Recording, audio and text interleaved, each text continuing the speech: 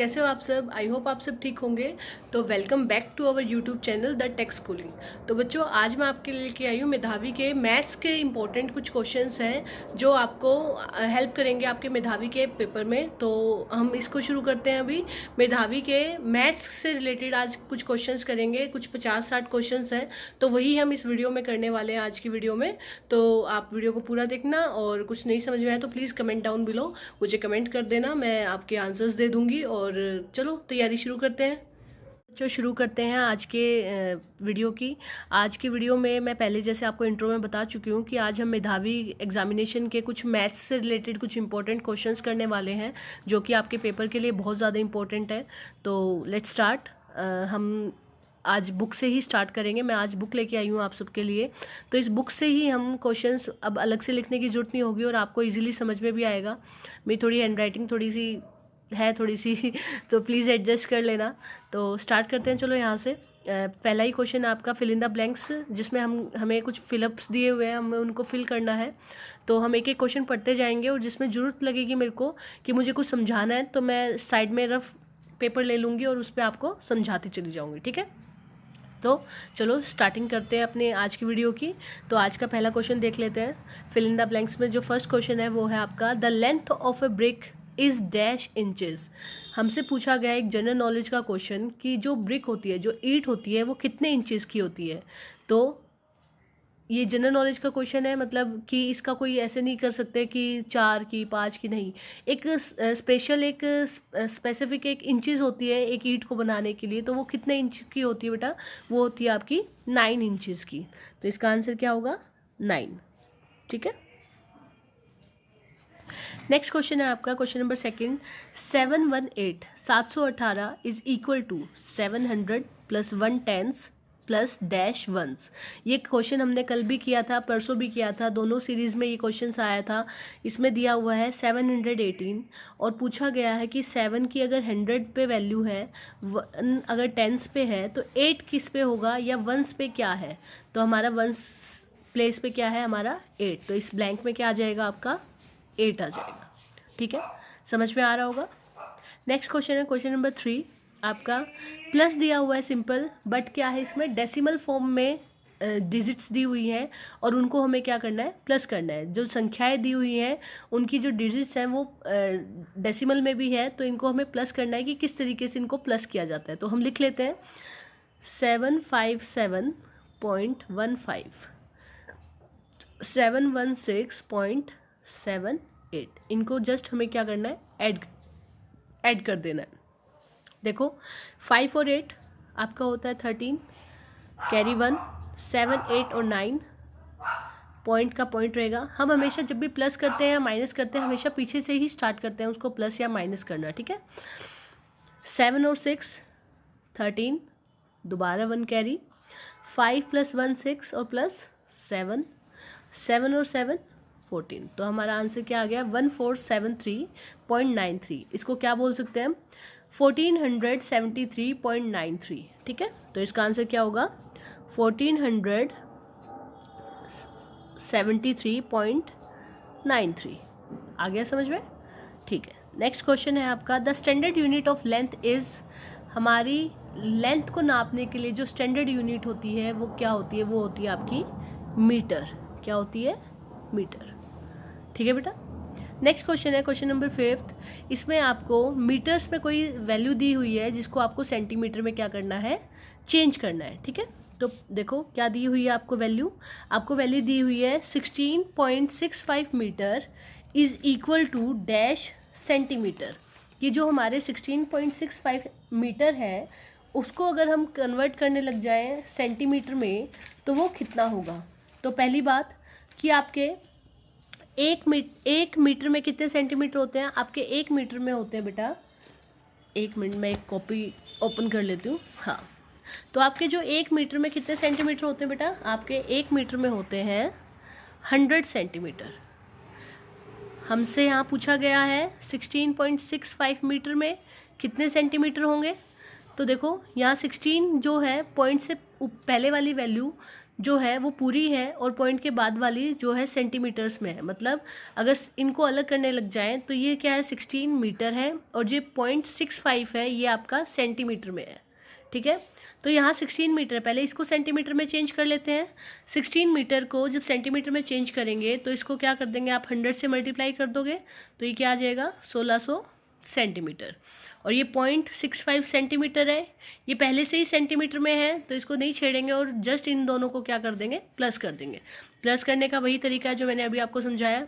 1600 लिखा, इसके पीछे सेंटीमीटर में कुछ नहीं है तो 00, ये 0.65 है ये यहाँ पे, और इनको प्लस कर दें तो ये आ जाएगा आपका 1600.65। ये सेंटीमीटर में ही था तो इसको 1665 इस तरीके से सेंटीमीटर में ये आपका आंसर आ जाएगा। ठीक है, नेक्स्ट है आपका क्वेश्चन नंबर 6। क्वेश्चन नंबर 6 में क्या है, माइनस करना है, जस्ट आपको माइनस कर देना है। तो देख लेते हैं इसको भी, आप रफ शीट में देख लो। 97.68 माइनस करने, इसमें से माइनस करना है 76.42। ठीक है, पीछे से स्टार्ट करेंगे माइनस करना। 8 में से 2 गए 6 में से 4 गए 2, पॉइंट का पॉइंट, 7 में से 6 गया 1, 9 में से 7 गए 2, तो आपका आंसर क्या आ गया 21.26।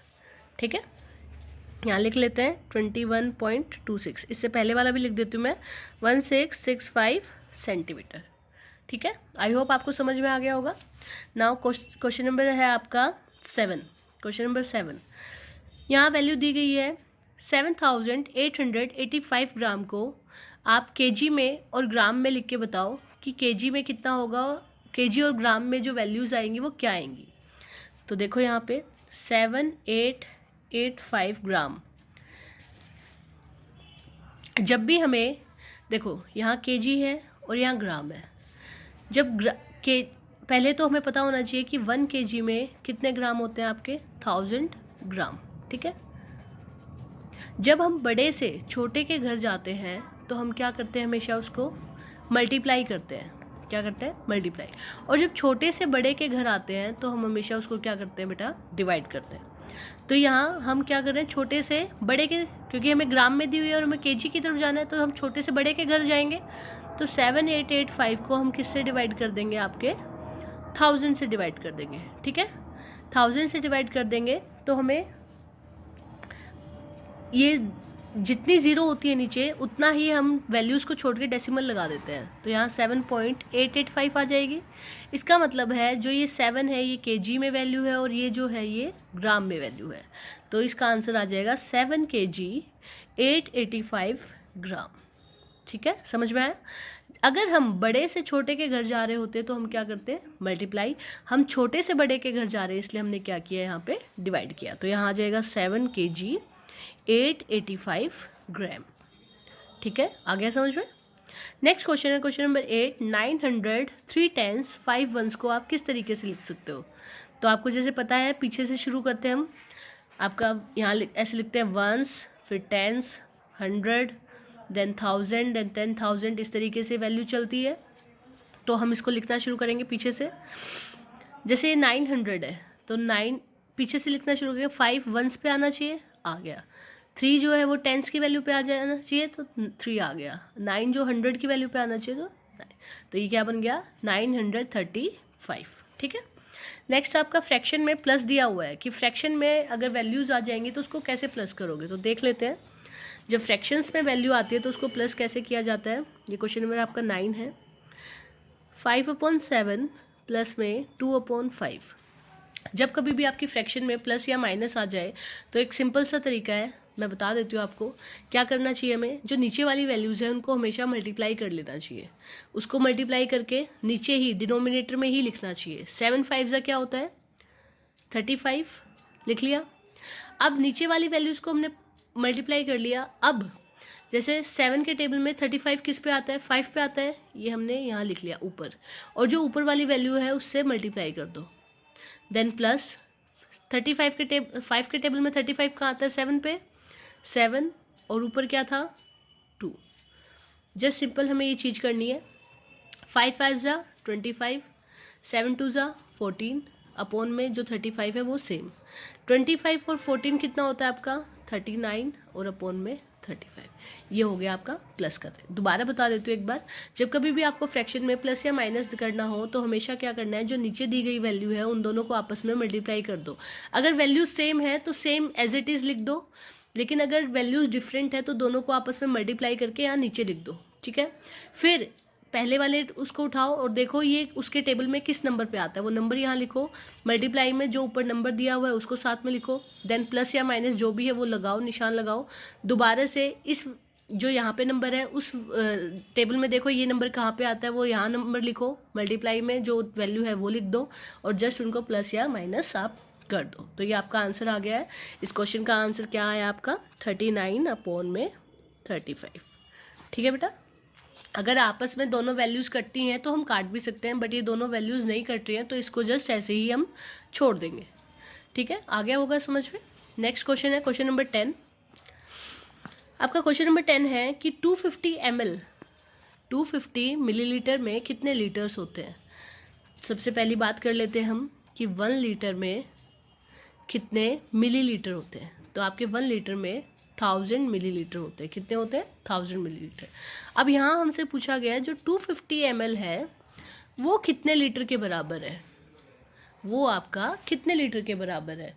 तो यहाँ पे अब देखो ये 250 ml है, इसको लीटर में चेंज करना है तो हम क्या करेंगे, छोटे से किसके घर जा रहे हैं, बड़े के घर जा रहे हैं, मतलब हम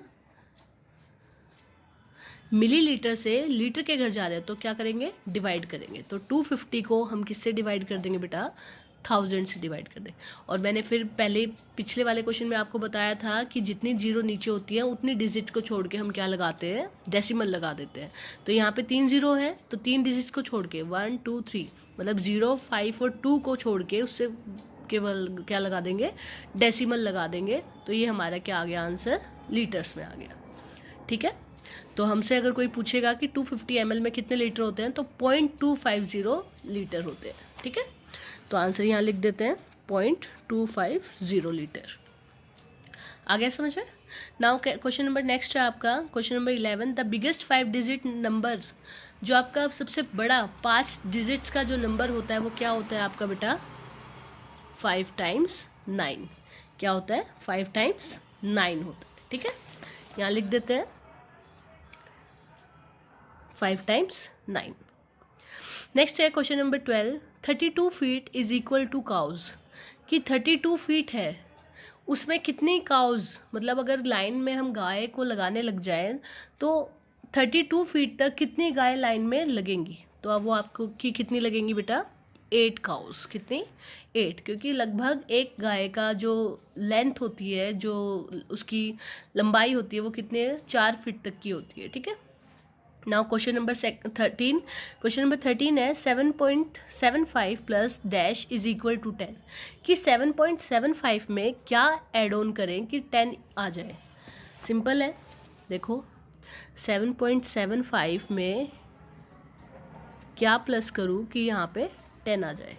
तो एक तो हम सिंपल सा लगा सकते हैं, हम देख सकते हैं कि 7.75 को में क्या प्लस करने, कितना रह गया है कि हम 10 बना दें। या एक और तरीका है, 7.75 प्लस में x मान लेते हैं इसको और यहाँ पे 10 लिख देते हैं। ठीक है, x यहाँ पे सेम, और जब डिजिट्स इधर से उधर जाती है तो क्या होती है वो प्लस या माइनस, जैसे ये प्लस की है तो इधर आके क्या हो जाएगी, -7.75। अब 10 में से हमें 7.75 को माइनस करना है तो ऐसे कर देंगे हम, ये 0 है इससे कैरी लेंगे, ये इससे कैरी लेगा तो यहाँ पे क्या आ जाएगा, जैसे ये 9 बन जाएगा, ये भी 9 और ये 10 बन जाएगा। 10 में से 5 गए, यहाँ 5, 9 में से 7 गए 2, ये यहाँ पे 9 था और ये 0 बच गया तो ये 9 में से 7 गए 2। तो 2.25 अगर हम 7.75 में ऐड ऑन करेंगे तो क्या आंसर आता है हमारा, 10 आंसर आता है। ठीक है, एक तरीका तो ये है, एक तरीका सिंपल है बेटा। अब आप इतने बड़े हो चुके हो कि इजीली इन चीज़ों को कर पाओ, तो सिंपल हमसे एग्जामिनर ने पूछा कि 7.75 प्लस में डैश इज इक्वल टू 10, कि 10 बनाने के लिए हम 7.75 में क्या जोड़ें। तो आप देख सकते हो, पहले आगे की वैल्यू देखो कि 7 है, 7 में 10 बनाने के लिए हमें 3 जोड़ने पड़ते हैं, सिंपल है।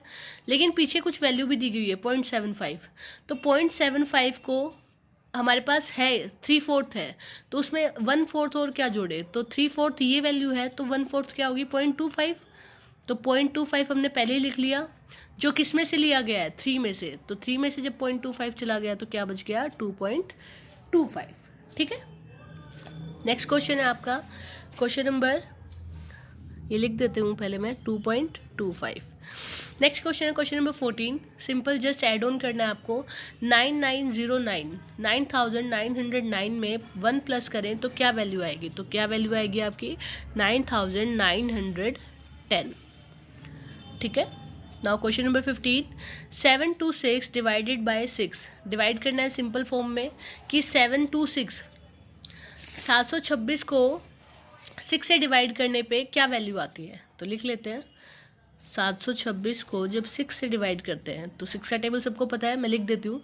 6 1 जा 6, 6 2 जा 12, 6 3 जा 18, 6 4 जा 24, 6 5 जा 30, 6 6 जा 36, 6 7 जा 42, 6 8 जा 40, 6 5 जा 54, 6 7 जा 60।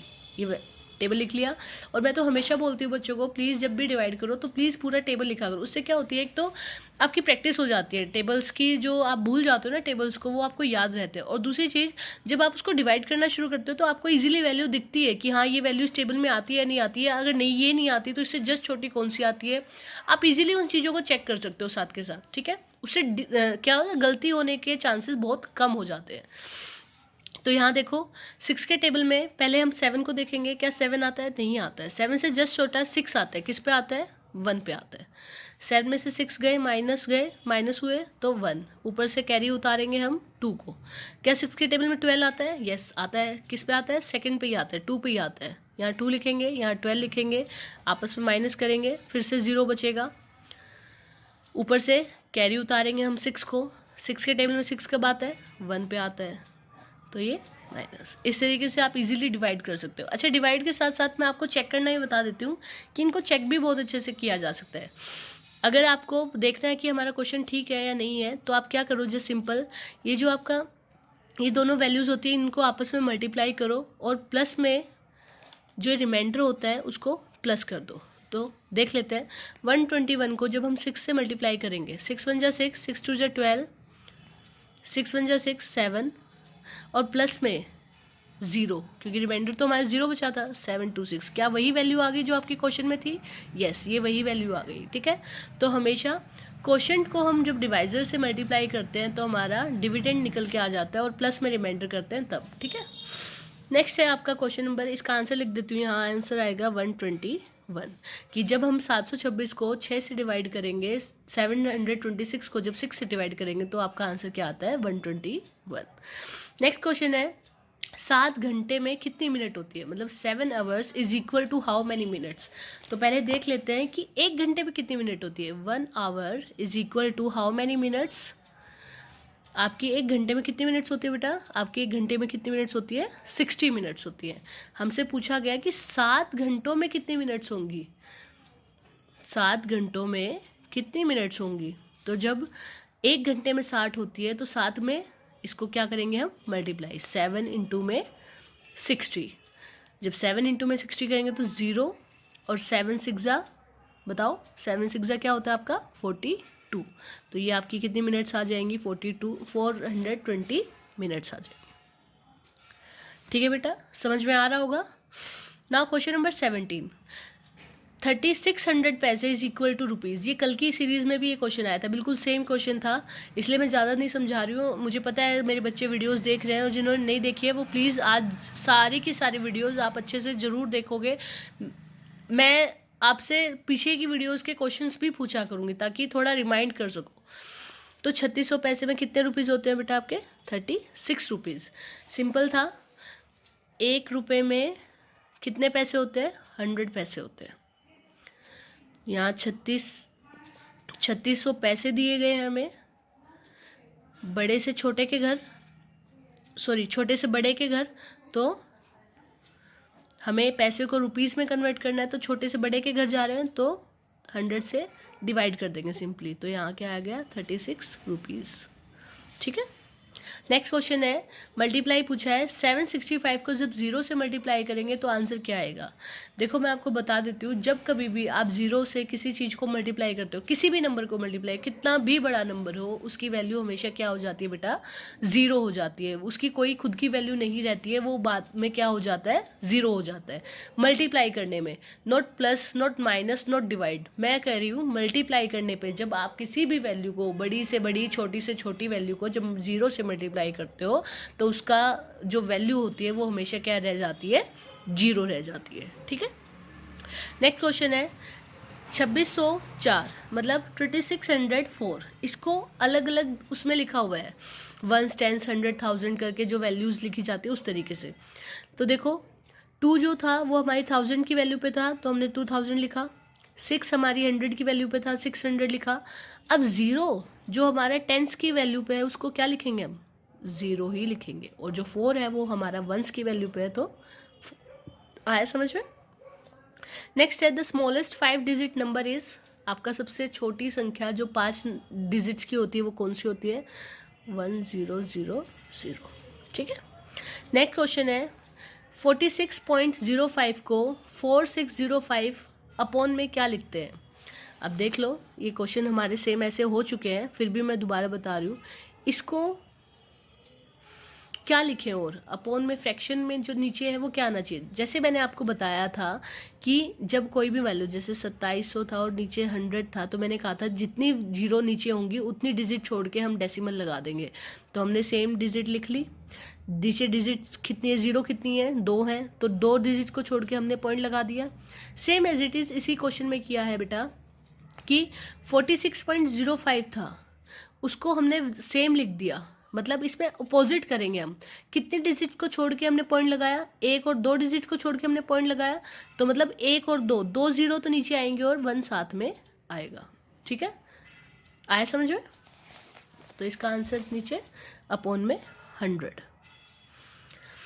अब पूछा है नेक्स्ट में 10,000 पैसे में कितने रुपीज़ होते हैं। सेम ऐसा ही क्वेश्चन है जैसे हमने 3600 वाला किया था। हम क्या कर देंगे, हम छोटे से बड़े के घर जा रहे हैं तो डिवाइड कर देंगे। तो 10,000 को हम किससे डिवाइड करेंगे, 100 से डिवाइड करेंगे। तो जब 10,000 को हम 100 से डिवाइड करेंगे तो 2 0 से 2 0 कट जाएंगी और क्या बचेगा आपका 100। तो 100 किस में आ गया, रुपीज़ में। तो यहाँ आंसर क्या आएगा आपका 100 rupees. Next question, question number 23, 480 minutes को आवर्स में चेंज। हमने इससे पहले क्वेश्चन में किया था आवर को मिनट्स में चेंज किया था। अब हमें मिनट्स को क्या करना है, आवर्स में चेंज करना है। ठीक है, वही छोटे बड़े वाला है सिस्टम। फिर बता देती हूँ, जब हम बड़े से छोटे के घर जाएंगे तो हमेशा मल्टीप्लाई, बहुत ज़्यादा चीज़ें लेके जाएंगे, क्योंकि हमारा छोटा भाई या बहन है तो गुना कर देंगे, उन चीज़ों को बढ़ा देंगे। लेकिन जब छोटा बड़े के घर आता है तो थोड़ी चीज़ें लेके आता है तो उसको हमेशा डिवाइड कर देंगे। मतलब वो छोटा है हमसे तो इसलिए ज़्यादा वो नहीं करता है, इसलिए थोड़ी चीज़ें लेके आता तो डिवाइड कर देंगे। अब हमें इसमें मिनट्स को आवर में चेंज करना है, मतलब छोटा बड़े के घर जाएगा तो क्या करेंगे, हम डिवाइड करेंगे। तो मिनट्स कितनी थी इस क्वेश्चन में, इस क्वेश्चन में हमें दी गई है 480 मिनट्स, उसको आवर्स में चेंज करना है। तो 480 को हम 60 से क्या कर देंगे बेटा, 480 को हम 60 से क्या कर देंगे, डिवाइड कर, क्योंकि 1 घंटे में कितनी मिनट होती है, 60 मिनट। 0 से 0 गया, 6 8 जा क्या होता है आपका 48, तो 8 आवर्स यहाँ पे आपका आंसर आ गया। ठीक है। नेक्स्ट है 8 मीटर को कितने, 8 मीटर में कितने सेंटीमीटर होते हैं। अब ज़रा मुझे बताओ 1 मीटर में कितने सेंटीमीटर होते हैं, 100 सेंटीमीटर होते हैं। तो 8 मीटर में कितने होंगे, 800 सेंटीमीटर। वही मल्टीप्लाई कर देंगे just. In 6794 the place value of 6, कि 6794 की में जो प्लेस वैल्यू है 6 की वो क्या है। मैंने आपको परसों भी समझाया था, कल भी समझाया था कि प्लेस वैल्यू क्या होती है, जो डिजिट लिखी हुई है जस्ट उसको लिख के और बाकी की जो डिजिट बच जाए उन सब की जगह क्या लिख देंगे, हम 0 लिख देंगे। ठीक है, और फेस वैल्यू जो जैसा दिखता है वो वैसा ही शो करता है, तो जैसा 6 दिख रहा है वैसा ही 6 हम वहाँ लिख देंगे। तो हमसे यहाँ प्लेस वैल्यू पूछी गई है, 6 को एज इट इज़ लिखेंगे और पीछे की 3 डिजिट्स को 0 कर देंगे। तो ये क्या आ गया 6000, ठीक है। अब है 100 इंटू में 99 इंटू में 1 मल्टीप्लाई करना है जस्ट। जब 99 को 1 से मल्टीप्लाई करेंगे तो क्या आएगा 99, और 99 को 100 से मल्टीप्लाई करेंगे तो क्या आ जाएगा 9900, ठीक है। नेक्स्ट क्वेश्चन है आपका question number 27, diameter is equal to dash multiply radius. कि जो डायमीटर होता है सर्कल में, देखो ये सर्कल है हमारा, इसमें ये सेंटर है और सर्कल में सिर्फ एक ही सेंटर होता है। ये हमारा पूरा का पूरा, अगर मैं सर्कल को 2 हिस्सों में बराबर बांट दूँ तो ये जो पूरी लाइन है ये हमारी डायमीटर कहलाती है, और ये जो आधी लाइन है यहाँ से यहाँ तक या यहाँ से यहाँ तक जो हाफ है उसको हम रेडियस बोलते हैं, आर बोलते हैं। तो डायमीटर पूरा है और रेडियस हाफ है, तो हमेशा क्या होता है डायमीटर क्या होता है 2 इंटू में आर, मतलब रेडियस को 2 बार गुना करेंगे तो क्या आएगा हमारा डायमीटर। तो यही पूछा गया था कि डायमीटर क्या है 2 इंटू में रेडियस, ठीक है। नेक्स्ट है क्वेश्चन नंबर 28। देखो मैंने फ्रैक्शन वाला बताया था कि अगर सेम हो तो हम नीचे जो वैल्यू रखेंगे वो सेम रखेंगे, लेकिन अगर डिफरेंट होती तो हम दोनों को क्या कर देते मल्टीप्लाई कर देते। तो यहाँ सेम है, हमें मल्टीप्लाई करने की जरूरत नहीं है, हमने सेम रख दिया, और नीचे अगर सेम रखा है तो ऊपर भी सेम प्लस कर देंगे। तो 7 और 5 क्या होता है 12 होता है, और जब 12 और 12 को डिवाइड करेंगे तो क्या आता है आंसर 1, ठीक है। नेक्स्ट क्वेश्चन है क्वेश्चन नंबर 29, 40 इंटू में 40 मल्टीप्लाई करना है जस्ट सिंपल। तो 40 इंटू में 40 कितना होता है आपका 1600, ठीक है बेटा। अभी के लिए पार्ट 1 में मैं सिर्फ 29 क्वेश्चंस आपको करवा रही हूँ। अभी मैं इसके बाद सेकंड पार्ट शूट करूँगी, वो आपके लिए लेके आऊँगी। वीडियो ज़्यादा बड़ी हो जाती है, इस वजह से अपलोड होने में थोड़ा टाइम लग जाता है, इसीलिए मैं क्या कर रही हूँ इस वीडियो के 2 पार्ट्स बना रही हूँ। ये फर्स्ट पार्ट था, इसके बाद मैं सेकंड पार्ट अपलोड करूँगी। तो आप जब तक इसको देखो, अच्छे से समझो इन चीज़ों को। इस पोर्शन में 1 to 29 बहुत ऐसे टॉपिक्स आपके कवर हुए हैं जो मैथ्स में बहुत इंपॉर्टेंट होते हैं। तो प्लीज़ ध्यान से वीडियो को चेक करना, अच्छे से क्वेश्चंस को करना, अच्छे से समझना। जो नहीं समझ में आया कमेंट कर देना, ठीक है। आई होप आपको आज की वीडियो पसंद आई होगी, ये पार्ट 1 पसंद आया होगा।